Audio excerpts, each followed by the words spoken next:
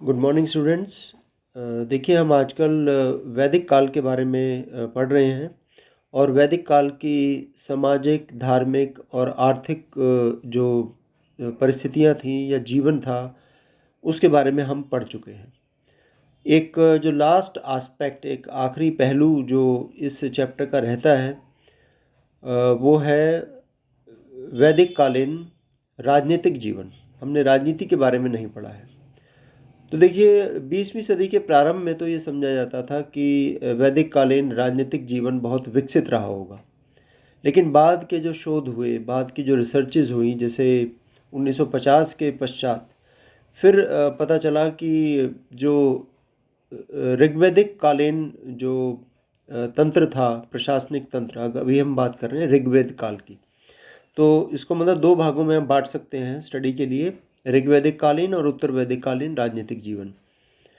तो देखिए ऋग्वैदिक कालीन राजनीतिक जीवन की जहाँ तक बात है तो पहले ये समझा जाता था कि बहुत ही विकसित अवस्था में होगा, लेकिन बाद में हुए शोधों से, बाद में प्राप्त हुए अध्ययन से हमें पता लगता है कि ये जो है ना ऋग्वैदिक कालीन जो राजनीतिक जीवन था वो कबीलाई तंत्र था, तो इतना ज़्यादा विकसित नहीं था। तो अगर हम उस समय के प्रशासनिक ढांचे की बात करें, एडमिनिस्ट्रेटिव यूनिट्स की हम बात करें, तो परिवार जो है वो सबसे छोटी इकाई थी उस समय। परिवार को कुल कहा जाता था और जो कुटुंब भी कहा जाता था, और कुल का जो मुखिया होता था उसे कुलपति या गृहपति के नाम से या कुलप के नाम से भी जाना जाता था। वो हमने सामाजिक जीवन में भी पढ़ा है उसके बारे में। ग्रामों का जो समूह होता था, ठीक है ना, ग्रामों का जो समूह होता था उसको विश कहा जाता था, ठीक है ना, मतलब कुल कई कुलों के समूह को ग्राम कहा जाता था, ग्रामों के समूह को विश कहा जाता था, विशों के समूह को जन कहा जाता था, और जन जो है मिलकर राष्ट्र बनाते थे। तो आपको ऐसे याद रखना है कि कुल, ग्राम, विश, जन, राष्ट्र। कुल सबसे छोटी इकाई, अगर हम बात करें ना प्रशासनिक व्यवस्था की, तो कुल या परिवार सबसे छोटी इकाई थी। कुल का जो मुखिया है उसे कुलप या कुलपति या गृहपति कहा जाता था, ठीक है। कई कुलों के समूह को ग्राम कहा जाता था। ग्राम का जो मुखिया था उसे ग्रामीणी कहा जाता था या ग्रामिक नाम से पुकारा जाता था। ग्रामों के समूह को विश कहा जाता था। विश का जो मुखिया होता था उसे विषयपति कहा जाता था, ठीक है। और विशों के समूह को जन कहा जाता था, ठीक है ना। और जन का जो मुखिया होता था उसको नेचुरली राजन, राजन नाम ऐसे पड़ा है, ठीक है ना। उसे गोप भी कहा जाता था, उसे रक्षक भी कहा जाता था। तो अलग अलग नामों से पुकारा जाता था। तो इस प्रकार से ये इकाई थी, जो प्रशासनिक इकाई, कुल, ग्राम, विश, जन, राष्ट्र। जनों का जो समूह होता था उससे राष्ट्र बनता था। अब हम पहले जो ये तो प्रशासनिक इकाइयाँ होगी, अब हम बात करते हैं राजा और उसके कार्य क्या होते थे। तो देखिए राजा पद की उत्पत्ति कब और कैसे हुई इस बारे में कहना कठिन है।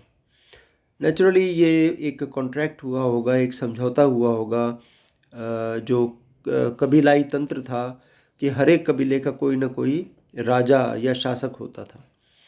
और ये स्वाभाविक सी बात है कि जब लोग इकट्ठे रहते थे और उनके आपसी झगड़े होते थे, आपसी फसाद होते थे, तो उन फसादों का फैसला देने के लिए वो मतलब अपने कबीले के किसी मोअज़्ज़ व्यक्ति को, जो समझदार सा दिखता था और जो शक्तिशाली था, उसको जो है ये दायित्व उसको सौंपा गया था कि भाई अगर कोई लड़ाई झगड़ा होगा तो तुम उसका निपटारा करोगे। This was how the state came into being.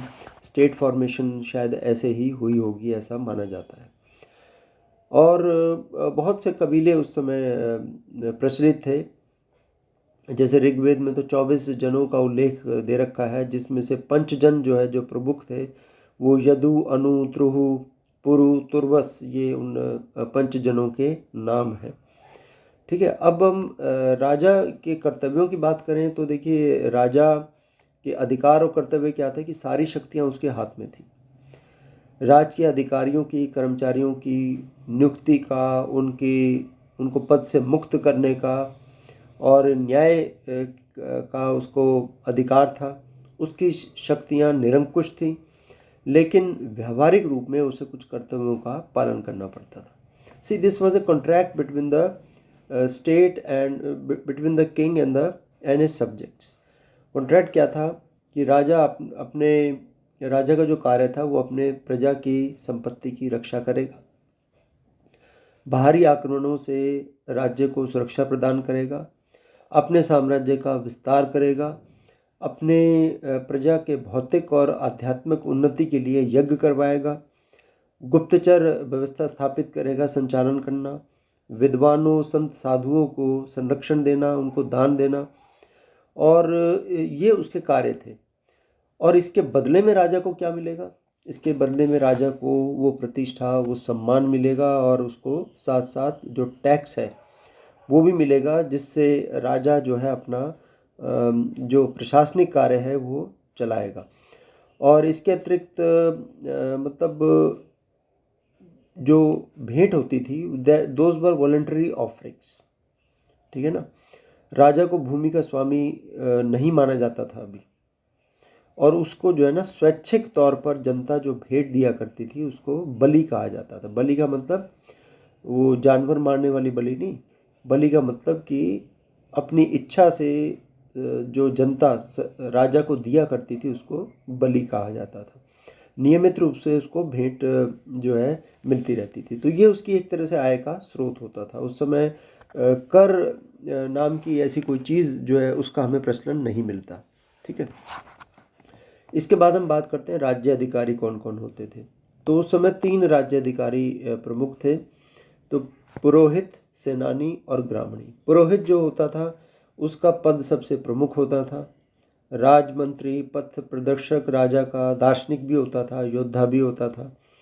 धार्मिक कार्यों में वो व्यस्त रहता था, उसका नाम ही पुरोहित था। तो और युद्ध में राजा के लिए विजय की वो कामना किया करता था। कई बार कुछ पुरोहित स्वयं भी युद्ध में भाग लिया करते थे। इसके बाद हम बात करते हैं दूसरे अधिकारी की, सेनानी। सेनानी का नाम पढ़ते ही आप समझ गए होंगे कि ये सेना का प्रधान होता था, युद्ध में सेना का संचालन किया करता था, सैनिकों की भर्ती, उनका प्रशिक्षण का कार्य भी यही किया करता था। और ग्रामणी की जहाँ तक बात है तो ग्रामणी गांव का मुखिया होता था। जो कार्य राजा के अपने नगर में होते थे ऐसे ही ग्रामणी के गांव में हुआ करते थे।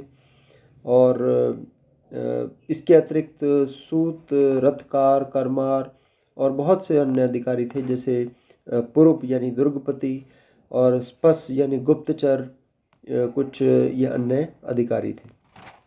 अच्छा, इसके बाद हम बात करते हैं सभा और समिति नामक संस्थाओं की। तो देखिए ऋग्वैदिक काल में 2 तरह की हमें संस्थाओं के बारे में पता लगता है। एक तो सभा और समिति। अब ये सभा क्या थी और समिति क्या थी, इस बारे में इतिहासकारों में मतभेद है आपस में। जैसे A.B. कीथ नामक एक इतिहासकार कहते हैं कि समिति तो एक संस्था थी और सभा उस अधिवेशन का स्थल था या स्थान था जहाँ पर वो संस्था बैठा करती थी, एकत्रित हुआ करती थी। अन्य इतिहासकार जैसे लुडविग ये मानते हैं कि जैसे आजकल आप देखते हो हमारे संसद के जो 2 हाउसेज हैं, 2 houses of the parliament, the upper house is the Rajya Sabha and Lok Sabha is the lower house of the parliament.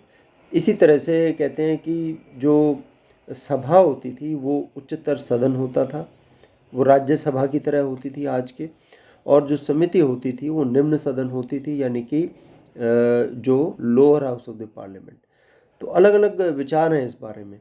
बाकी साधारणतः ये माना जाता है कि समिति वॉज अ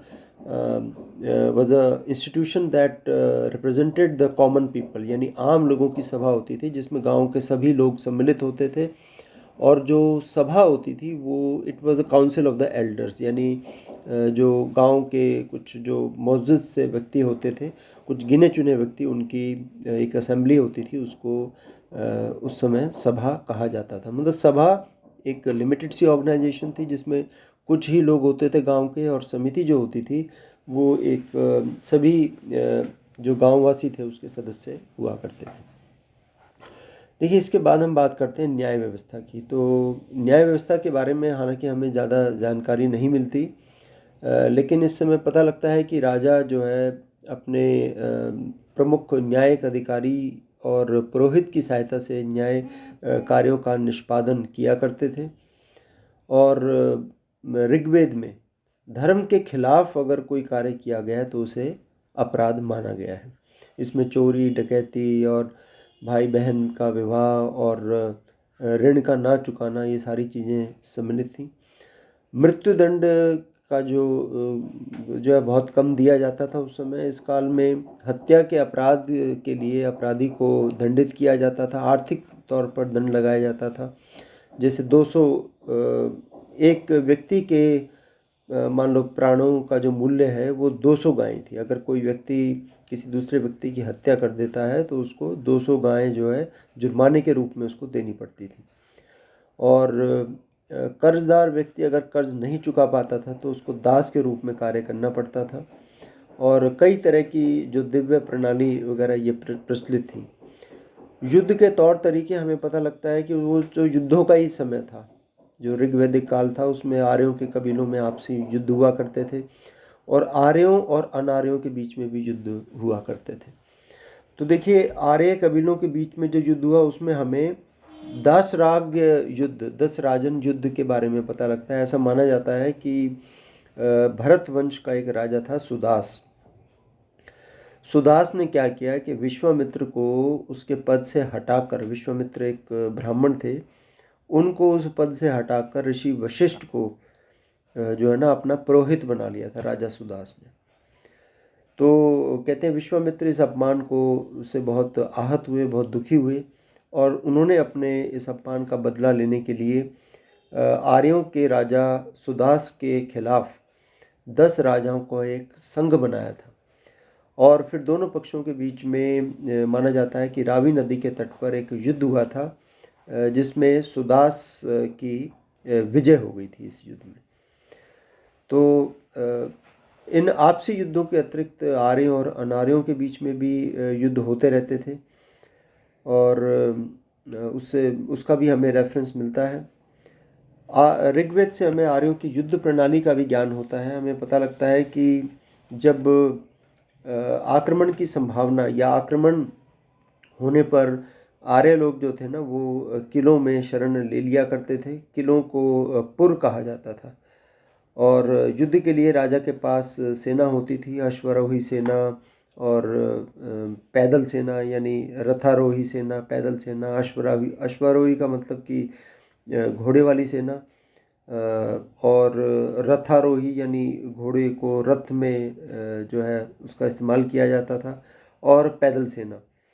और पुरोहित भी युद्धों में भाग लिया करते थे। कभी कभी धनुष बाण जो ज़्यादातर हुआ करते थे, तीर, कमान, धनुष बाण और भाले, बर्छे, तलवार, इनका प्रयोग किया जाता था।